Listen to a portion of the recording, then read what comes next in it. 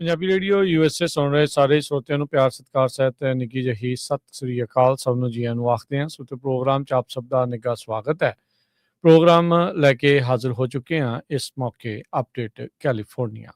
ਮੈਂ ਰਾਜਕਨਵੀਰ ਸਿੰਘ, ਜੁੜ ਚੁੱਕੇ ਨੇ ਮੇਰੇ ਨਾਲ ਹਰਜੋਤ ਸਿੰਘ ਖਾਲਸਾ ਜੀ। ਹਰਜੋਤ ਸਿੰਘ ਜੀ, ਜੀ ਆਇਆਂ ਨੂੰ ਸਵਾਗਤ ਹੈ। ਸਤਿ ਸ੍ਰੀ ਅਕਾਲ।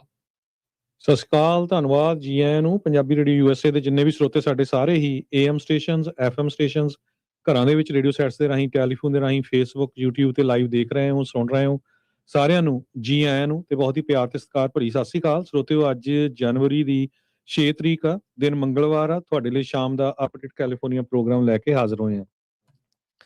ਸਾਡੇ ਅੱਜ ਦੇ ਇਸ ਪ੍ਰੋਗਰਾਮ ਨੂੰ ਤੁਹਾਡੇ ਸਾਰਿਆਂ ਤੱਕ ਪਹੁੰਚਾਉਣ 'ਚ ਸਹਿਯੋਗ ਕਰਦੇ ਨੇ ਖਾਲਸਾ ਇੰਸ਼ੋਰੈਂਸ ਏਜੰਸੀ, ਜਿਨ੍ਹਾਂ ਦੇ ਕੋਲੋਂ ਹਰ ਇੱਕ ਤਰੀਕੇ ਦੀ ਇੰਸ਼ੋਰੈਂਸ ਤੁਸੀਂ ਕਰਵਾ ਸਕਦੇ ਹੋ। ਇੰਸ਼ੋਰੈਂਸ ਬਾਰੇ ਪਤਾ ਕਰਨ ਲਈ call 408 272 2500। Tirkiana immigration law firm, US immigration ਦਾ ਹੋਵੇ ਕਿਸੇ ਵੀ ਤਰੀਕੇ ਦਾ ਕੰਮ, call attorney J Tirkiana 415 909 0503। Gurbachan Singh Nagra Sacramento, Kulwant Singh Jaspal Kaur Johal, Satnam Singh Tatla Yuba City, Gurdev Singh Sohal, Baljinder Singh, Rashpal Kaur Johal Antelope, Jaswinder Nagra Roseville, Avtar Singh Manjal Clovis, Joga Singh Pawar Orangevale, Sarabjit Singh Dhoot Yuba City, Paramjit Singh ਦਾਖਾ ਬਰਕਲੇ, ਗੁਰਨੇਕ ਸਿੰਘ ਬਾਗੜੀ ਫਰੈਸਨੋ।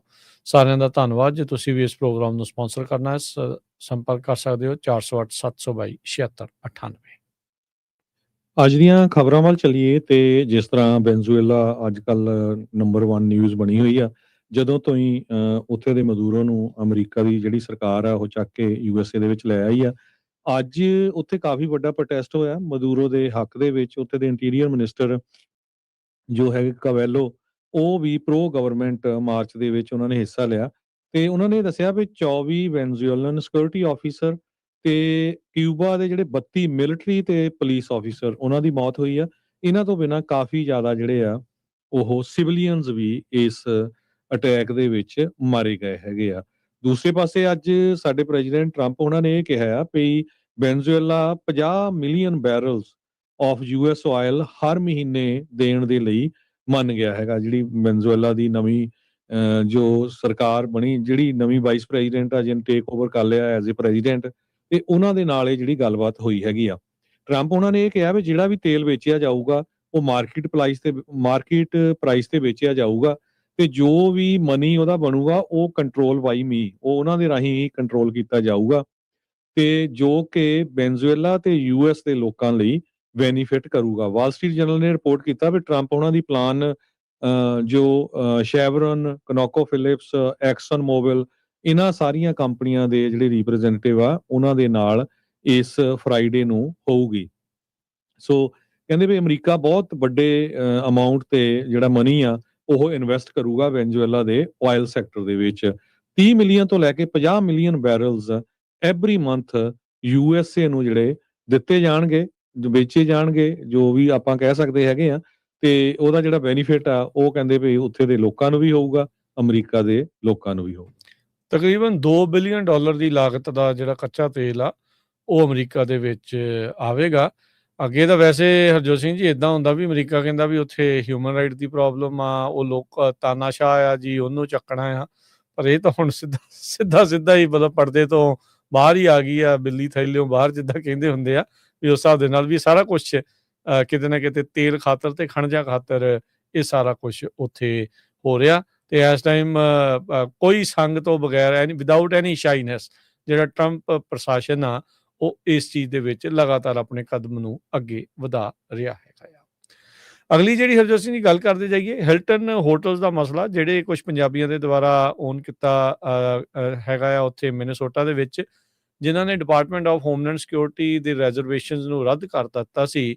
ਅੱਜ ਹਿਲਟਨ ਹੋਟਲਸ ਨੇ ਉਸ ਹੋਟਲ ਦੇ ਨਾਲ ਆਪਣੇ ਜਿਹੜੇ ਰਿਸ਼ਤੇ ਆ ਉਹਨਾਂ ਨੂੰ ਤੋੜ ਦਿੱਤਾ ਹੈਗਾ ਆ।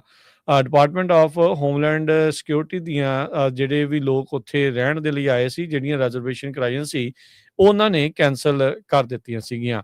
ਫਿਰ ਇੱਕ ਨਿਕ ਸੌਟਰ ਹੈਗਾ ਆ, ਉਸਨੇ ਅੰਡਰ ਕਵਰ ਵੀਡੀਓ ਜਿਹੜੀ ਆ ਉਹ ਉੱਥੇ ਬਣਾਈ ਹਿਲਟਨ ਹੋਟਲਸ ਨੇ ਕਿਹਾ ਸੀਗਾ ਵੀ ਅਸੀਂ ਉੱਥੋਂ ਦੇ ਮਾਲਕਾਂ ਦੇ ਨਾਲ ਗੱਲਬਾਤ ਦੇ ਵਿੱਚ ਲੱਗੇ ਹੋਏ ਆ ਤੇ ਅਸੀਂ ਜਿਹੜੇ ਆ ਇਹਨਾਂ ਪਾਲਿਸੀਜ਼ ਨੂੰ ਠੀਕ ਕਰ ਦਿੱਤਾ ਆ।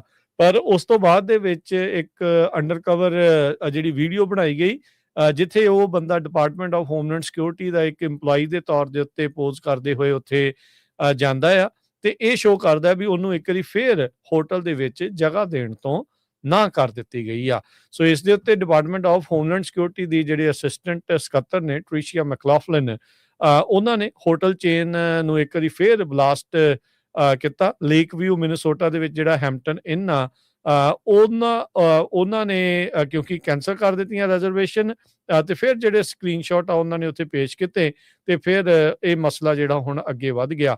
ਸੋ ਹਿਲਟਨ ਨੇ ਇੱਕ ਵਾਰੀ ਫਿਰ ਗੱਲ ਨੂੰ ਜਿਹੜਾ ਉਹ ਕਨਫਰਮ ਕਰਦੇ ਹੋਏ ਕਿਹਾ ਵੀ ਸਾਡੀ ਪੋਜੀਸ਼ਨ ਕਲੀਅਰ ਆ, ਸਾਡੀਆਂ ਪ੍ਰਾਪਰਟੀਆਂ ਹਰ ਇੱਕ ਦੇ ਲਈ ਓਪਨ ਆ ਤੇ ਅਸੀਂ ਕਿਸੇ ਵੀ ਤਰੀਕੇ ਦੀ ਡਿਸਕ੍ਰਿਮੀਨੇਸ਼ਨ ਆ ਉਸ ਨੂੰ ਨਹੀਂ ਮੰਨਾਂਗੇ।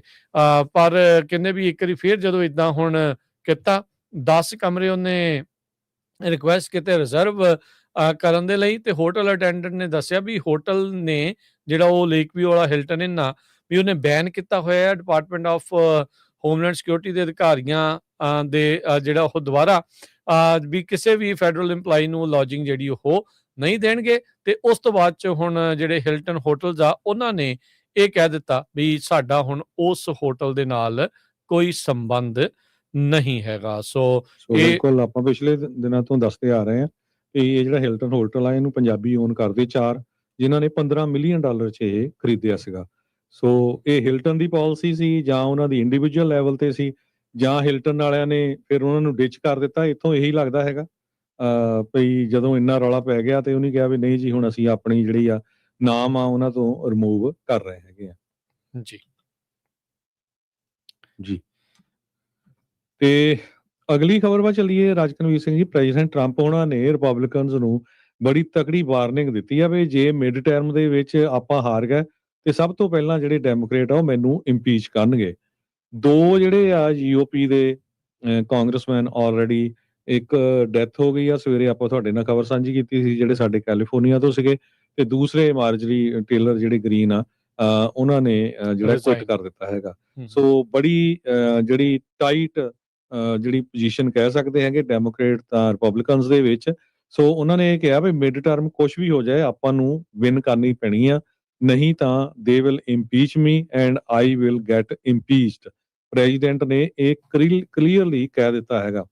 2019 ਦੇ ਵਿੱਚ ਪ੍ਰੈਜ਼ੀਡੈਂਟ ਟਰੰਪ ਨੂੰ ਇੰਪੀਚ ਕੀਤਾ ਗਿਆ ਸੀ ਅਬਿਊਜ਼ ਆਫ ਪਾਵਰ ਤੇ obstruction of Congress for allegedly pressuring Ukraine ਦੇ president to interfere in 2020 elections. Second impeachment ਜਿਹੜੀ ਉਹਨਾਂ ਦੀ ਸੀਗੀ ਉਹ US ਕੈਪੀਟਲ ਦੇ ਉੱਤੇ ਜੋ ਅਟੈਕ ਹੋਇਆ ਸੀ ਜੂਨ 6 ਅੱਜ ਦੇ ਦਿਨ 2021 ਦੇ ਵਿੱਚ ਉਹਨੂੰ ਲੈ ਕੇ ਸੀਗੀ ਤੇ ਉਹਨਾਂ ਨੇ ਜਿਹੜਾ ਆ ਇਨਸੁਰੈਕਸ਼ਨ ਇਨਸਾਈਟਮੈਂਟ ਕੀਤੀ ਹੈਗੀ ਆ। ਜਦ ਕਿ ਟਰੰਪ ਉਹਨਾਂ ਨੂੰ ਐਕਵਿਟ ਕਰ ਦਿੱਤਾ ਗਿਆ ਸੀ ਸੈਨੇਟ ਦੇ ਬੋਥ ਟਾਈਮ ਦੋਨੋਂ ਟਾਈਮ ਦੇ ਵਿੱਚ। ਸੋ ਟਰੰਪ ਉਹਨਾਂ ਨੇ ਇਹ ਕਿਹਾ ਆ ਵੀ ਹੁਣ ਸਾਨੂੰ ਜਿਹੜਾ ਆ ਹੁਣ ਤੋਂ ਹੀ ਇਹ ਜਿਹੜਾ ਵਰਕਆਊਟ ਕਰਨਾ ਪਊਗਾ ਤਾਂ ਕਿ ਆਪਾਂ ਜਿਹੜੀ ਇਸ ਸਾਲ ਦੇ ਐਂਡ ਵਿੱਚ ਨਵੰਬਰ ਦੇ ਵਿੱਚ ਜਿਹੜੀ ਮਿਡ ਟਰਮ ਇਲੈਕਸ਼ਨ ਹੋਣੀ ਆ ਜਿਹਦੇ ਵਿੱਚ ਸਾਰਿਆਂ ਦੀ ਕਾਂਗਰਸਮੈਨਾਂ ਦੀ ਹੋਣੀ ਆ ਕਾਂਗਰਸਵੂਮਨ ਦੀ ਤੇ ਉੱਥੇ ਸਾਨੂੰ ਜਿਹੜੀ ਮੈਜੋਰਟੀ ਆ ਉਹ ਰੱਖਣੀ ਪੈਣੀ ਆ। ਜੀ ਸੋ ਕਿਤੇ ਨਾ ਕਿਤੇ ਸ਼ਾਇਦ ਟਰੰਪ ਹੁਣੀ ਕਿਸੇ ਇਸ ਗੱਲੋਂ ਤਾਂ ਨਹੀਂ ਡਰ ਰਹੇ ਵੀ ਆਪਾਂ ਕੋਈ ਗਲਤ ਕੰਮ ਕੀਤੇ ਜਿਹਦੇ ਕਰਕੇ ਇੰਪੀਚ ਕਰ ਦੇਣਗੇ। ਪੋਲੀਟੀਕਲ ਵੈਂਡੇਟਾ ਦੇ ਤੌਰ ਦੇ ਉੱਤੇ ਇੰਪੀਚ ਕਰਨਗੇ ਡੈਮੋਕ੍ਰੇਟ ਜੇ ਉਹ ਜਿੱਤਦੇ ਆ। ਓਬਵੀਅਸਲੀ ਬਹੁਤ ਸਾਰੀਆਂ ਜੇ ਆ ਇਹਦੇ ਵਿੱਚ, ਇਫਸ ਐਂਡ ਬਟਸ ਬਹੁਤ ਨੇ।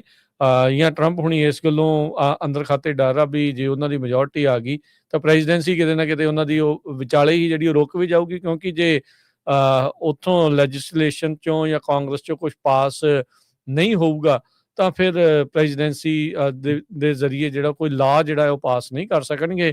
ਹਾਂ ਇਹ ਚੀਜ਼ ਜਿਹੜੀ ਜ਼ਰੂਰ ਆ ਹਰਜੋਤ ਸਿੰਘ ਜੀ ਵੀ ਐਗਜ਼ੈਕਟਿਵ ਆਰਡਰ ਜਿਹੜੇ ਉਹ ਚਲਾ ਜਿਹੜੇ ਹੋ ਸਕਣਗੇ। ਸੋ ਅੱਜ ਇਹ ਵੀ ਸਰੋਤਿਆਂ ਨੂੰ ਦੱਸਦੇ ਜਾਈਏ ਵੀ ਜਿਹੜਾ ਇਸ ਸਾਲ ਦੀ ਇਲੈਕਸ਼ਨ ਹੋਣੀ ਆ ਉਹਦੇ ਵਿੱਚ ਨੰਬਰ 1 ਇਸ਼ੂ ਹੁਣ ਹੈਲਥ ਇੰਸ਼ੋਰੈਂਸ ਬਣ ਗਿਆ ਹੈਗਾ। ਅਫੋਰਡੇਬਲ ਕੇਅਰ ਐਕਟ ਸਬਸਿਡੀ ਨੂੰ ਲੈ ਕੇ ਮਿਲੀਅਨਸ ਆਫ ਲੋਕਾਂ ਦੀ ਜਿਹੜੀ ਪ੍ਰੀਮੀਅਮ ਆ ਉਹ ਬਹੁਤ ਜ਼ਿਆਦਾ ਵੱਧ ਗਿਆ ਕਿਉਂਕਿ ਸਬਸਿਡੀ ਜਿਹੜੀ ਆ ਉਹ ਐਕਸਪਾਇਰ ਹੋ ਗਈ, ਉਹ ਕੱਟ ਕਰ ਦਿੱਤੀ ਗਈ ਹੈਗੀ ਆ।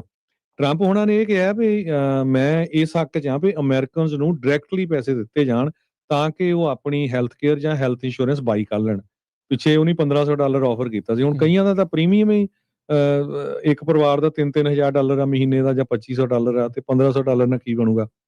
ਸੋ ਕਹਿੰਦੇ ਭਈ ਉਹਨਾਂ ਨੇ ਰਿਪਬਲਿਕਨਸ ਜਿਹੜੇ ਆ ਸਾਥੀ ਆ, ਉਹਨਾਂ ਨੂੰ ਇਹ ਕਿਹਾ ਆ ਇੱਕ ਹੈਲਥ ਕੇਅਰ ਅਕਾਊਂਟ ਜਿਹੜਾ ਆ ਉਹ 'ਚ ਮਨੀ ਜਾਣਾ ਚਾਹੀਦਾ ਆ, ਤੁਹਾਨੂੰ ਵਰਕਆਊਟ ਕਰਨਾ ਚਾਹੀਦਾ ਤਾਂ ਕਿ ਉਹ ਡਾਇਰੈਕਟਲੀ ਲੋਕਾਂ ਨੂੰ ਮਿਲ ਸਕੇ। ਸੋ ਇਹ ਤੋਂ ਉਹ ਡਰ ਰਹੇ ਆ, ਉਹਨਾਂ ਨੂੰ ਪਤਾ ਆ ਵੀ ਇਹ ਇੱਕ ਬਹੁਤ ਵੱਡਾ ਇਸ਼ੂ ਬਣਨ ਜਾ ਰਿਹਾ ਆ। ਨੋ ਮੈਟਰ ਤੁਸੀਂ ਰਿਪਬਲਿਕਨ ਆ ਜਾਂ ਡੈਮੋਕ੍ਰੇਟਸ ਆ, ਹੈਲਥ ਇੰਸ਼ੋਰੈਂਸ ਹਰ ਇੱਕ ਨੂੰ ਚਾਹੀਦੀ ਆ, ਸਬਸਿਡੀਜ਼ ਵੀ ਸਾਰਿਆਂ ਨੂੰ ਚਾਹੀਦੀਆਂ ਹੈਗੀਆਂ, ਨਹੀਂ ਤਾਂ ਤੁਹਾਨੂੰ ਪਤਾ ਹੀ ਆ ਵੀ ਅਫੋਰਡ ਕਰਨੀ ਬਹੁਤ ਔਖੀ ਆ ਨਾਮੁਮਕਿਨ ਹੈਲਥ ਹੀ ਆ ਜੀ। ਇੰਸ਼ੋਰੈਂਸ। ਲਾਈਕ ਬਿਲਕੁਲ, ਜੇ ਕੋਈ 4 ਪੈਸੇ ਉਹੀ ਜਿਹੜਾ ਉਹ ਲੈ ਸਕੂਗਾ, ਬਾਕੀਆਂ ਦੇ ਲਈ ਔਖਾ ਜਿਹੜਾ ਹੋ ਜਾਊਗਾ। ਤੇ ਇੰਨੀ ਮਨੀ ਜਿਹੜੀ ਹਰਜੋਤ ਸਿੰਘ ਜੀ ਦੇ ਨਹੀਂ ਸਕਦੇ ਜਿੰਨੀਆਂ ਸਬਸਿਡੀਆਂ ਜਿਹੜੀਆਂ ਉਹ ਮਿਲਦੀਆਂ। ਇਹ ਤਾਂ ਉਸੇ ਦੇ ਹਿਸਾਬ ਦੇ ਨਾਲ ਹੀ ਜਿਹੜਾ ਉਹ ਕਰਨਾ ਪਊਗਾ। ਬਾਅਦ 'ਚ ਇਹ ਹੋਵੇ ਵੀ ਲੋਕ ਪੈਸੇ ਵੀ ਲੈ ਲੈਣ, ਫਿਰ ਕਹਿਣ ਵੀ ਇੰਸ਼ੋਰੈਂਸ ਵੀ ਨਹੀਂ ਕਰਾਉਣੀ, ਫਿਰ ਉਹ ਕੀ ਵਰਤੀ ਜਾਣਗੇ। ਸੋ ਕਾਫੀ ਗੁੰਝਲਦਾਰ ਮਸਲਾ ਆ। ਸੋ ਇਹ ਏਡਾ ਸੌਖਾ ਇਹਦਾ ਹੱਲ ਨਜ਼ਰ ਨਹੀਂ ਜਿਹੜਾ ਉਹ ਆ ਰਿਹਾ, ਪਰ ਇਹਨਾਂ ਨੂੰ ਕਾਫੀ ਜ਼ਿਆਦਾ ਹਰਟ ਕਰ ਸਕਦਾ ਆ ਮਿਡ ਟਰਮਸ ਦੇ ਵਿੱਚ।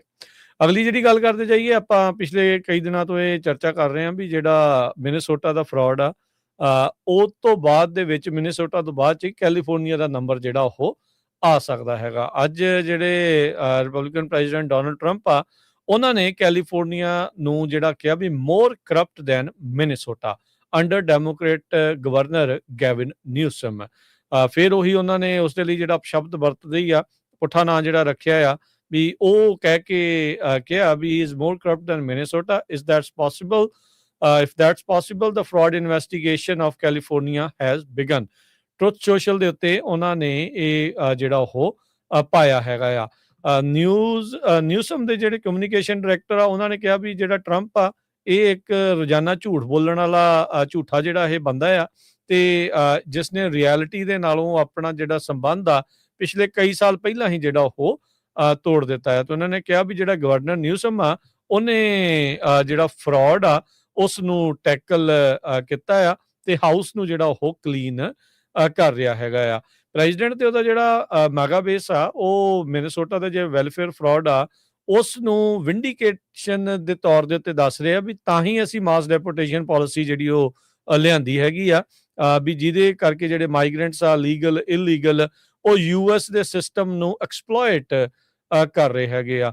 ਉਹ ਵੱਖਰੀ ਗੱਲ ਆ ਹਰਜੋਤ ਸਿੰਘ ਜੀ, ਵੀ ਜਿਹੜੇ ਇੱਥੇ ਦੇ ਲੋਕ ਆ ਜਦੋਂ ਉਹ ਐਕਸਪਲੋਇਟ ਕਰਦੇ ਸਿਸਟਮ ਨੂੰ, ਉਹਦੀ ਕੋਈ ਚਰਚਾ ਜਿਹੜੀ ਉਹ ਘੱਟ ਕਰਦੇ ਆ। ਪਰ ਜਿੱਥੇ ਤੁਸੀਂ ਕਹਿ ਲਓ ਵੀ ਪ੍ਰਾਹੁਣੇ ਆਏ ਹੁੰਦੇ ਆ, ਤਾਂ ਉਹ ਉਹਨਾਂ ਦੇ ਉੱਤੇ ਜਿਹੜੀ ਨਜ਼ਰ ਆ ਉਹ ਜ਼ਿਆਦਾ ਰੱਖੀ ਜਾਂਦੀ ਆ। ਸੋ ਇਹ ਸਕੈਂਡਲ ਇੰਨਾ ਕੁ ਵੱਡਾ ਨਿਕਲਿਆ ਮਿਨੇਸੋਟਾ ਵਾਲਾ, ਵੀ ਜਿਹੜੇ ਟਿਮ ਵਾਲਜ਼ ਆ, ਉਹਨਾਂ ਨੂੰ ਆਪਣਾ ਕੈਂਪੇਨ ਹੀ ਵਿਚਾਲੇ ਜਿਹੜਾ ਉਹ ਬੰਦ ਕਰਨਾ ਪੈ ਗਿਆ ਹੈਗਾ ਆ। ਸੋ ਨਿਊਸਮ ਜਿਹੜਾ ਕਿ ਲਾਈਕਲੀ ਕੈਂਡੀਡੇਟ ਆ 2028 ਦੇ ਡੈਮੋਕ੍ਰੇਟ ਪ੍ਰੈਜ਼ੀਡੈਂਸ਼ੀਅਲ ਨੋਮੀਨੇਸ਼ਨ ਦੇ ਲਈ, ਟਰੰਪ ਦੇ ਨਾਲ ਬਹੁਤ ਵਾਰੀ ਜਿਹੜੇ ਉਹ ਸਿੰਘ ਫਸਾ ਚੁੱਕਾ ਆ, ਪਰ ਹੁਣ ਫਰਾਡ ਦੀ ਜਿਹੜੀ ਜਾਂਚ ਦੇ ਤੌਰ ਦੇ ਉੱਤੇ ਕੈਲੀਫੋਰਨੀਆ ਮਿਨੇਸੋਟਾ ਤੋਂ ਬਾਅਦ ਦੇ ਵਿੱਚ ਹੁਣ ਟੌਪ ਲਿਸਟ ਦੇ ਟੌਪ ਦੇ ਉੱਤੇ ਜਿਹੜਾ ਉਹ ਪਹੁੰਚ ਚੁੱਕਾ ਹੈਗਾ ਆ। ਸੋ ਨਿਊਸਮ ਉਹਨਾਂ ਨੇ ਕਿਹਾ ਵੀ ਇਦਾਂ ਦੀ ਕੋਈ ਗੱਲ ਨਹੀਂ ਹੈਗੀ।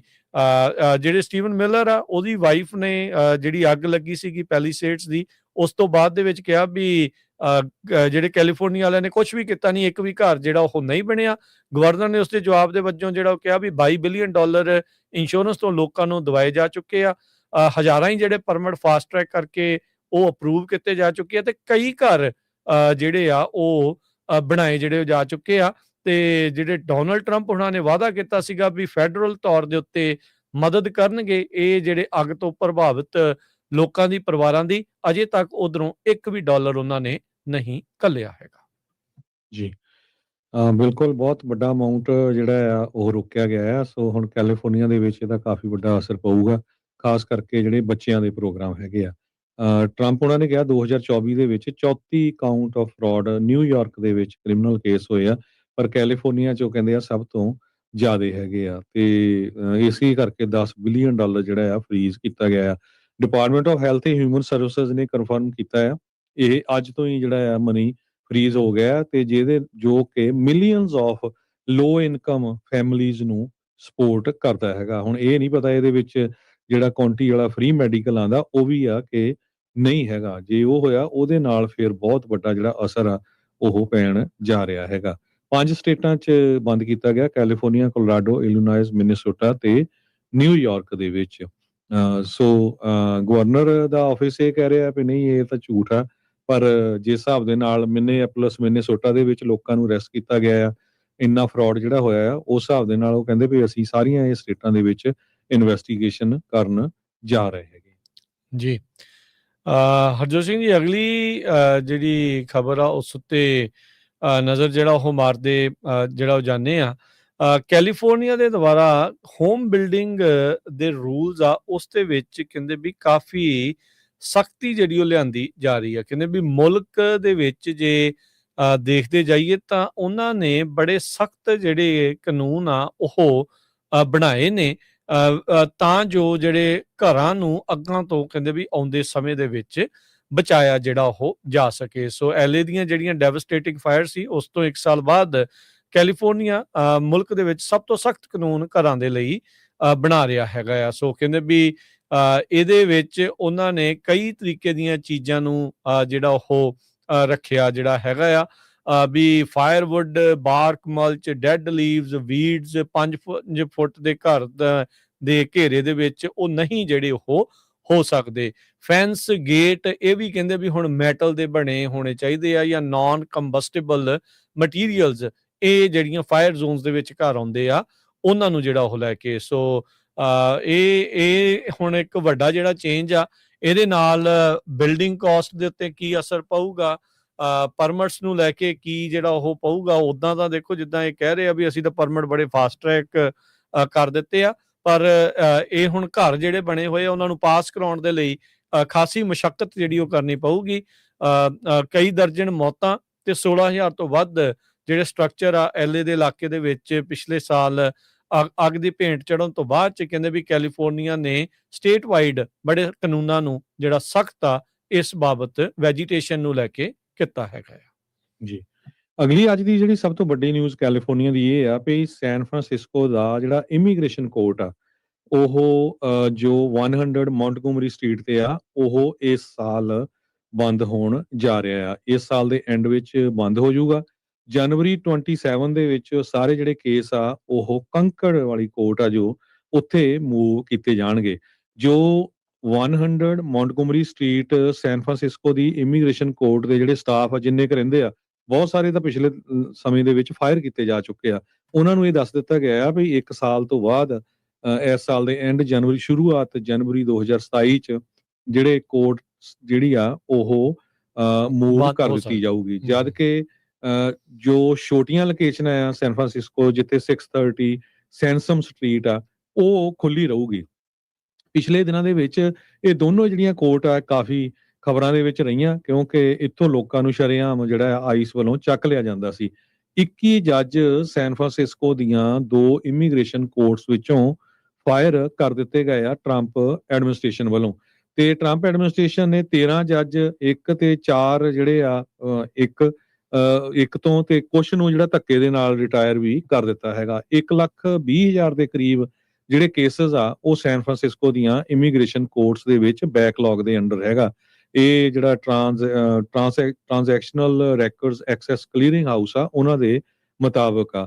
ਕਹਿੰਦੇ ਭਈ ਕਈ ਜਿਹੜੇ ਕੰਕੜ ਬੇਸ ਜੱਜਸ ਆ ਉਹ ਵੀ ਫਾਇਰ ਕੀਤੇ ਗਏ ਆ। ਕੰਕੜ ਵਿੱਚ ਵੀ ਸਿਰਫ 7 ਜੱਜ ਰਹਿੰਦੇ ਹੈਗੇ ਆ। ਸੋ ਦੋਨੋਂ ਹੀ ਸੈਨਸਮ ਤੇ ਮੈਂਟਗੋਮਰੀ ਸਟਰੀਟ ਦੀਆਂ ਜਿਹੜੀਆਂ ਕੋਰਟਸ ਆ ਉੱਥੇ ਮੰਥਲੀ ਆਈਸ ਅਰੈਸਟ ਹੋਏ ਆ ਸਿੰਸ 2025 ਤੇ ਕਹਿੰਦੇ ਵੀ ਅਕਤੂਬਰ ਨਵੰਬਰ ਦੇ ਵਿੱਚ ਕਾਫੀ ਸਲੋ ਹੋ ਗਿਆ। ਪਹਿਲੇ ਮਹੀਨਿਆਂ 'ਚ ਬਹੁਤ ਜ਼ਿਆਦਾ ਲੋਕਾਂ ਨੂੰ ਅਰੈਸਟ ਕੀਤਾ ਗਿਆ। ਸੋ 2026 ਦੇ ਵਿੱਚ ਮਿਸ਼ਨ ਲੋਕਲ ਨੇ ਹਜੇ ਕੋਈ ਟਰੈਕ ਨਹੀਂ ਕੀਤਾ ਜਿਨ੍ਹਾਂ ਨੇ ਇਹ ਖਬਰ ਜਿਹੜੀ ਆ ਇੱਕ ਤਰ੍ਹਾਂ ਦੇ ਨਾਲ ਪਬਲਿਸ਼ ਕੀਤੀ ਹੈਗੀ ਆ। ਕਹਿੰਦੇ ਵੀ according to executive office of immigration review website 100 Montgomery ਜਿਹੜਾ ਆਪਰੇਸ਼ਨਲ ਸਟੇਟਸ ਆ ਉਹ ਹਜੇ ਓਪਨ ਹੈਗਾ।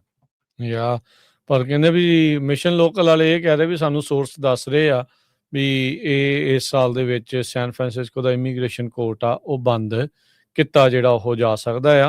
ਮੈਨੂੰ ਲੱਗਦਾ 3-4 ਹੀ ਜੱਜ ਜਿਹੜੇ ਇੱਥੇ ਰਹਿ ਗਏ ਆ ਤੇ ਇਸ ਸਾਲ ਦੇ ਵਿੱਚ ਜਿੱਥੇ ਜੱਜਿਸ ਦੀ ਘਾਟ ਆ ਇਮੀਗ੍ਰੇਸ਼ਨ ਜੱਜਿਸ ਦੀ, ਆਰਮੀ ਦੇ ਜਿਹੜੇ ਜੱਜ ਆ ਉਹ ਉੱਥੇ ਲਾਏ ਜਾਣੇ ਆ। ਜਿਹੜਾ ਇੱਕ ਆਰਮੀ ਦਾ ਜੱਜ ਹਰਜੋਤ ਸਿੰਘ ਜੀ ਉਹ ਖਬਰ ਵੀ ਬਣੀ ਸੀ ਜਿਸ ਨੇ ਜ਼ਿਆਦਾ 50% ਤਕਰੀਬਨ ਪਾਸ ਰੇਟ ਕਹਿ ਲਓ ਜਾਂ ਵੀ ਕਹਿ ਲਓ ਵੀ ਉਹਨੇ ਥੋੜੀ ਸਹੂਲਤ ਦੇਤੀ ਜਾਂ ਉਹਨਾਂ ਨੂੰ ਰਹਿਣ ਦੇ ਲਈ ਕਹਿਤਾ ਵੀ ਹਾਂ ਅਜੇ ਇਹਨਾਂ ਨੂੰ ਡਿਪੋਰਟ ਨਾ ਕਰੋ, ਉਹਨੂੰ ਵੀ ਚੱਕ ਕੇ ਜਿਹੜਾ ਪ੍ਰਸ਼ਾਸਨ ਨੇ ਬਾਹਰ ਦਾ ਰਸਤਾ ਜਿਹੜਾ ਉਹ ਦਿਖਾ ਦਿੱਤਾ ਆ।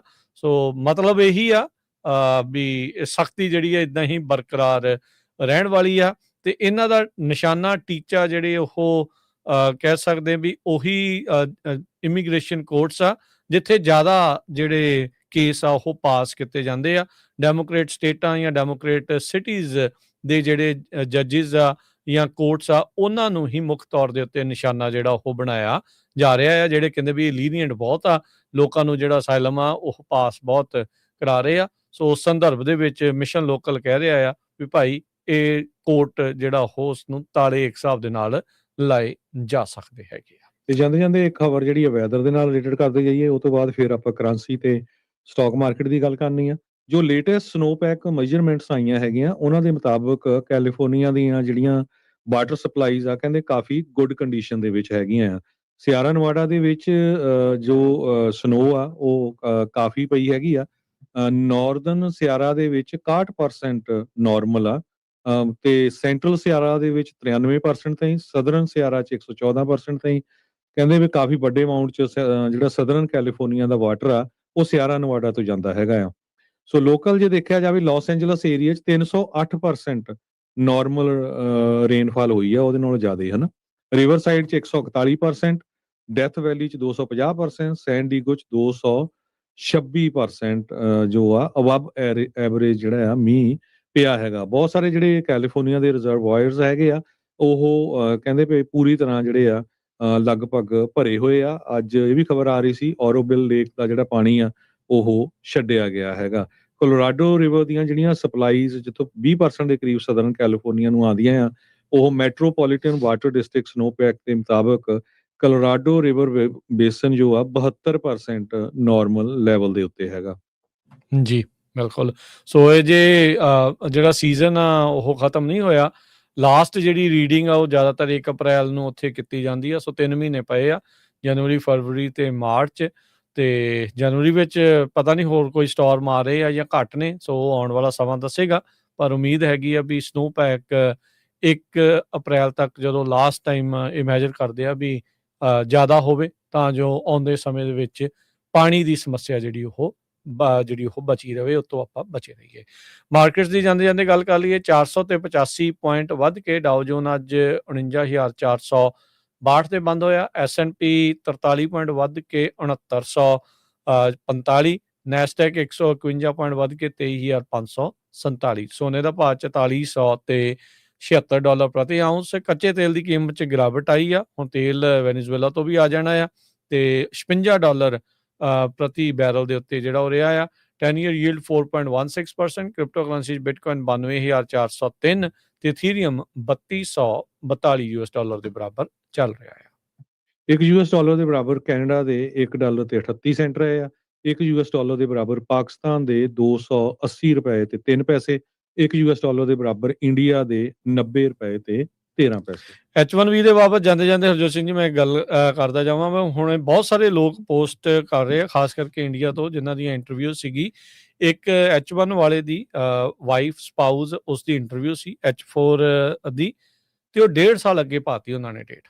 ਉਹ ਸੋ ਬਹੁਤ ਜ਼ਿਆਦਾ ਲੋਕਾਂ ਨੂੰ ਇਸ ਟਾਈਮ ਇਸ ਚੀਜ਼ ਦਾ ਜਿਹੜਾ ਉਹ ਸਾਹਮਣਾ ਕਰਨਾ ਪੈ ਰਿਹਾ ਆ। ਇਕੱਲੇ ਕੁਛ ਮਹੀਨੇ ਨਹੀਂ, ਸਾਲ ਤੋਂ ਵੀ ਵੱਧ ਦੇ ਵਕਤ ਦੇ ਨਾਲ ਜਿਹੜੀਆਂ ਇੰਟਰਵਿਊ ਡੇਟਸ ਆ ਉਹ ਅੱਗੇ ਪਾਈਆਂ ਜਾ ਰਹੀਆਂ ਆ। ਤੇ ਜੇ ਕੋਈ H4 ਵਾਲਾ ਜੌਬ ਦੇ ਉੱਤੇ ਹੋਇਆ ਤੇ ਇੰਨੇ ਸਾਲ ਮੁਲਕ ਤੋਂ ਬਾਹਰ ਰਹਿ ਕੇ, ਇੰਨੇ ਮਹੀਨੇ ਬਾਹਰ ਰਹਿ ਕੇ ਜੌਬ ਜਿਹੜੀ ਉਹ ਜਾਂਦੀ ਲੱਗਣੀ ਆ। ਕੱਲ ਵੀ ਆਪਾਂ ਦੱਸਿਆ ਸੀਗਾ ਵੀ H1B ਨੂੰ ਖਤਮ ਕਰਨ ਦੇ ਲਈ ਇੱਕ ਬਿੱਲ ਵੀ ਆਲਰੇਡੀ ਇੰਟਰੋਡਿਊਸ ਕਾਂਗਰਸ ਦੇ ਵਿੱਚ ਕੀਤਾ, ਜਿਹੜਾ ਉਹ ਜਾ ਚੁੱਕਾ ਹੈ। ਸੋ ਲੈਟਸ ਸੀ ਉਹਦਾ ਕੀ ਬਣਦਾ ਹੈਗਾ। ਤੇ ਹੁਣ ਲੈਂਦੇ ਹਾਂ ਜੀ ਇਜਾਜ਼ਤ। ਹਰਜੋਤ ਸਿੰਘ ਜੀ ਮਿਹਰਬਾਨੀ, ਧੰਨਵਾਦ। ਮਿਲਦੇ ਹਾਂ ਅਗਲੀ ਵਾਰੀ। ਸਭ ਨੂੰ ਪਿਆਰ ਭਰੀ ਸਤਿ ਸ੍ਰੀ ਅਕਾਲ।